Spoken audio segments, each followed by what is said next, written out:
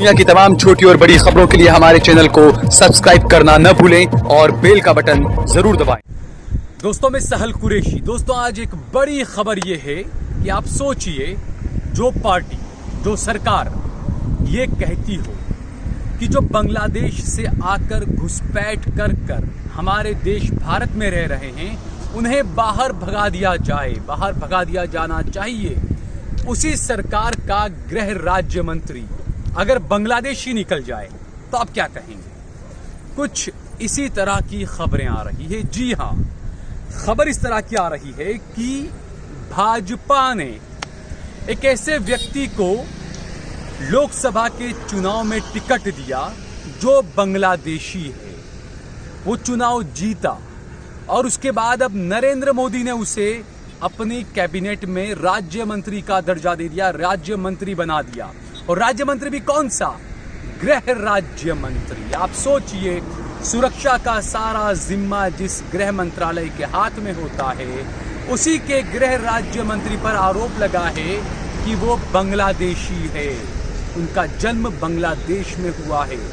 और ये पूरी जो खबर है आज किसी भी गोदी मीडिया पर आपको नजर नहीं आई और आएगी भी नहीं, क्योंकि सत्ता पक्ष के खिलाफ बोलने इतनी गोदी मीडिया के पत्रकारों में शायद हिम्मत तो छोड़िए, इनका जो जमीर है वो मर चुका है। उनका जमीर इसके लिए गवारा नहीं दे रहा है, क्योंकि उनका जमीर जो है वो हड्डियों में पलने पर जो है वो आमादा हो चुका है।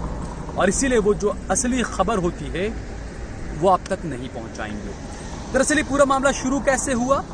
राज्यसभा के सांसद और असम के कांग्रेस के अध्यक्ष रिपुन बोरा, उन्होंने प्रधानमंत्री नरेंद्र मोदी को बाकायदा एक पत्र लिखा है और पत्र लिखकर उन्होंने मांग की है कि केंद्रीय मंत्री निशित प्रामाणिक की नागरिकता की जांच कराई जाए। प्रधानमंत्री जी को पत्र लिखा है कांग्रेस के सांसद ने और असम के कांग्रेस के अध्यक्ष ने, और कहा है कि आपके जो सांसद हैं भाजपा के और जो देश के गृह राज्य मंत्री हैं, उनकी नागरिकता की जांच कराई जाए। सिर्फ यहीं पर वो नहीं रुके, इसके बाद उन्होंने कई संगीन, कई गंभीर आरोप लगाए हैं। ये आरोप आप सुनिए। रिपुन बोरा ने प्रधानमंत्री को ये जो पत्र लिखा है और कहा है कि हमें उम्मीद है कि आप इसकी निष्पक्ष जांच करेंगे और देश जो है वो गुमराह न हो। देश की जनता के मन में अलग अलग सवाल उठ रहे हैं, इसीलिए प्रधानमंत्री को ये क्लियर करना चाहिए, ये साफ करना चाहिए कि जो भाजपा के सांसद हैं और जो देश के गृह राज्य मंत्री हैं, क्या वो भारत में पैदा हुए हैं या नहीं, या क्या वो बांग्लादेश में पैदा हुए हैं, ये बात सही है या नहीं। इस पूरे मामले में निशित प्रामाणिक जो है वो पश्चिम बंगाल के कूच बिहार से भाजपा के सांसद हैं। दरअसल वो टीएमसी में भी रह चुके हैं और अब जो है वो पश्चिम बंगाल के कूच बिहार से भाजपा के टिकट पर चुनाव लड़े और लोकसभा पहुंचे। इससे पहले वो तृणमूल में थे और पिछले लोकसभा चुनाव में जो है वो टीएमसी से उन्होंने इस्तीफा दे दिया था और भाजपा का दामन थाम लिया था। और ये बात हम सभी को पता है कि जब कोई कहीं फंसता है, जब किसी पर सीबीआई ईडी की तलवार लटकती है तो वो बीजेपी में चला जाता है। जब किसी पर कुछ आरोप लगते हैं भ्रष्टाचार के या किसी भी तरह के, तो वो भाजपा नाम के वॉशिंग मशीन में जाकर डुबकी लगा लेता है और वो ये समझता है कि वो गंगा नहा लिया। और जब अगर आप भाजपा नाम की वॉशिंग मशीन में आपने अगर डुबकी लगा ली है तो मान के चलिए कि आप बिल्कुल पाक साफ हो चुके हैं। आप ये समझ लीजिए कि आपने नया नया जन्म लिया है। जैसे वो नए जन्मे बच्चे को फूलों से, कमल के पानी से नहला दिया जाता है, बिल्कुल उसी तरह कमल के पानी से नहला दिया जाता है। कमल से नहला दिया यानी कितना भी बड़ा पापी क्यों ना हो, वो साफ सुथरा बन गया, क्योंकि वो कमल से ना आया है, कमल पकड़ लिया है उसने। तो इसी तरीके से यहाँ पर ये आरोप लगे हैं। इसमें जो है वो अब बड़ा सवाल तो उठता ही है कि बांग्लादेश में पैदा हुआ, कोई इसकी बारे की कोई जांच या कुछ पता है या नहीं। सांसद भी बन गया भाजपा से और अब देश का गृह राज्य मंत्री भी बन गया। ये बड़ा सवाल इस पर यहाँ पर उठता है। सीधे नरेंद्र मोदी पर, अमित शाह पर और अजीत डोभाल पर बड़ा सवाल उठता है। ये इस पूरे मामले में रिपुन बोरा ने ये तक कहा है कि जो ये भाजपा के सांसद हैं निशित प्रामाणिक, ये बांग्लादेश से पढ़ाई करने के लिए, कंप्यूटर की पढ़ाई करने के लिए कलकत्ता आए थे और उसके बाद में कलकत्ता में ही बस गए। पहले टीएमसी से जुड़े और उसके बाद भाजपा से जुड़े, भाजपा के सांसद बने और अब देश के गृह राज्य मंत्री बन गए। ये आरोप लगाए हैं कांग्रेस के राज्यसभा सांसद ने, और असम के जो कांग्रेस के अध्यक्ष हैं उन्होंने ये आरोप लगाए हैं।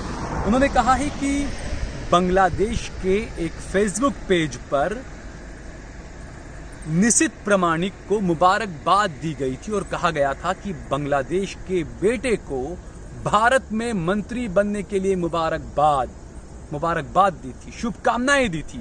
उसी के बाद ये मामला तूल पकड़ने लगा। आप सोचिए कि अगर ऐसा ही विपक्षी किसी पार्टी के सांसद के साथ हुआ होता तो गोदी मीडिया ने कितनी हायतोबा मचा दी होती, लेकिन गोदी मीडिया खामोश है क्योंकि आकाओं के खिलाफ बोलने की उनकी हिम्मत नहीं है। और रिपुन बोरा ने जो प्रधानमंत्री को जो खत लिखा, जो पत्र लिखा, उसके बाद उन्होंने कई गंभीर आरोप लगाए। उसमें उन्होंने ये कहा है कि जो प्रामाणिक हैं, जो गृह राज्य मंत्री हैं, जिन्हें बनाया है नरेंद्र मोदी ने, उनका जन्म बांग्लादेश के गैबांधा जिला के पलासबारी पुलिस स्टेशन के तहत आने वाले हरिनाथपुर में हुआ था और वो पढ़ाई करने के लिए कलकत्ता आए थे, कंप्यूटर की पढ़ाई करने के लिए, और उसके बाद में वो यहीं पर बस गए। तो ये इसी बात को लेकर उन्होंने पत्र लिखा है और प्रधानमंत्री से कहा है कि प्रधानमंत्री खुद जो है वो इस मामले की जांच कराएं और ये साफ करें कि जो बातें सामने आ रही है उसमें कितनी सच्चाई है, क्योंकि गंभीर आरोप लगे हैं, गृह राज्य मंत्री पर आरोप लगे हैं, सत्ता पक्ष के सांसद पर आरोप लगे हैं। तो ऐसे में प्रधानमंत्री को बोलना होगा, क्योंकि ये वही प्रधानमंत्री हैं और गृह मंत्री अमित शाह हैं जो बार बार क्रोनोलॉजी समझाते थे कि किस तरीके से CAA आएगा, किस तरीके से NRC आएगा। ये क्रोनोलॉजी जो समझाया करते थे, उन्हें जो वो इस पर जवाब देना होगा कि आखिरकार सरकार के गृह राज्य मंत्री पर ये गंभीर आरोप लगे हैं। दूसरी बात, अगर वो बंगाल में पैदा हुए भी हैं तो इसमें कोई हैरानी की बात नहीं है, क्योंकि गुजरात जो है मोदी का गृह राज्य है। वहां के जो मुख्यमंत्री है विजय रूपाणी, वो रंगून में पैदा हुए हैं, बर्मा में पैदा हुए हैं। इसका सभी को पता होना चाहिए, कुछ लोगों को नहीं पता है। तो मैं बताना चाहूंगा कि विजय रूपाणी बर्मा में पैदा हुए, रंगून में पैदा हुए। तो क्या माना जाए, जो CAA NRC को जो सरकार जो कानून लेकर आई है, जो सवाल उठते थे कि खास समुदाय को निशाना बनाया जा रहा है, क्या ये बात सही है?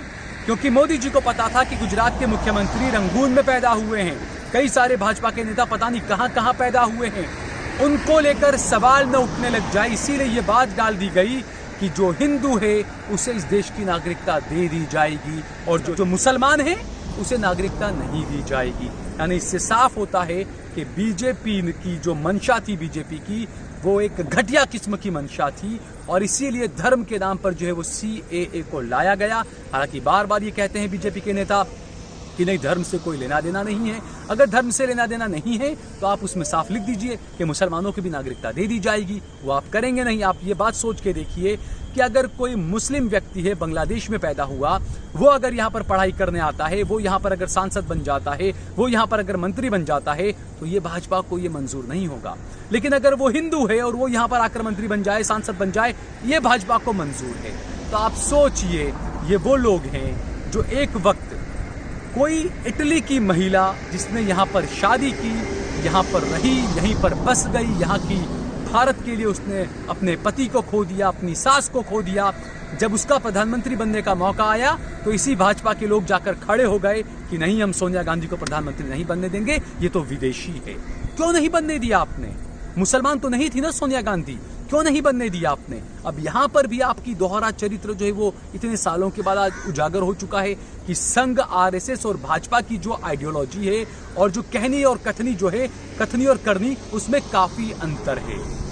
क्योंकि आप ऐसे कई मामले उठाकर देखिए 2014 के बाद से अब तक, क्या कहा था और क्या डिलीवर किया, क्या किया अब तक, ये कई सवाल उठते हैं, जिससे ये साफ नजर आता है कि जो मोदी सरकार है वो हर मोर्चे पर नाकाम सरकार है। इसी वजह से वो हिंदू मुस्लिम के अलावा उसे कुछ भी नजर नहीं आता है।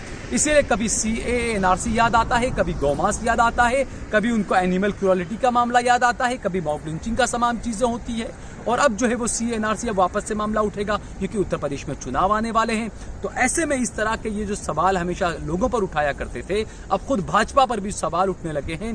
तो इसीलिए जो कहा था, राहत इंदौरी का जो बेहतरीन जो शेर था, उसमें यही बात कही गई थी कि लगेगी आग तो आएंगे कई घर जद में, यहाँ सिर्फ हमारा ही मकान थोड़े ही है, तो कई मकान यहाँ पर ये सब जद में आएंगे। इस बात को गृह मंत्री अमित शाह को भी समझना चाहिए प्रधानमंत्री नरेंद्र मोदी को भी इन चीजों को समझना चाहिए और जब आरोप लगते हैं तो फौरी तौर पर उसकी जांच की जानी चाहिए और सख्त से सख्त कदम जो है वो उठाए जाने चाहिए। जैसा हमने कहा कि अगर वो बांग्लादेश में पैदा हुए भी हैं तो कोई नई बात नहीं है, कोई बड़ी बात नहीं है इसमें, लेकिन अगर अपने चुनावी हलफनामे में अगर इस बात को छुपाया है तो बिल्कुल उनकी जो संसद सभ्य की उनकी जो सदस्यता है वो रद्द की जानी चाहिए।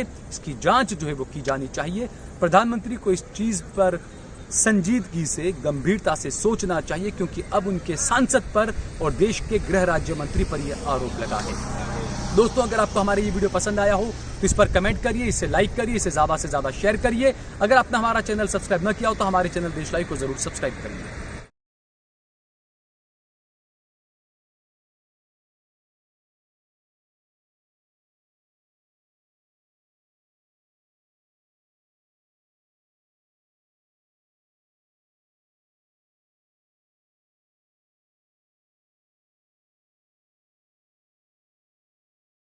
आप देख रहे हैं देश लाइव, देश की आवाज।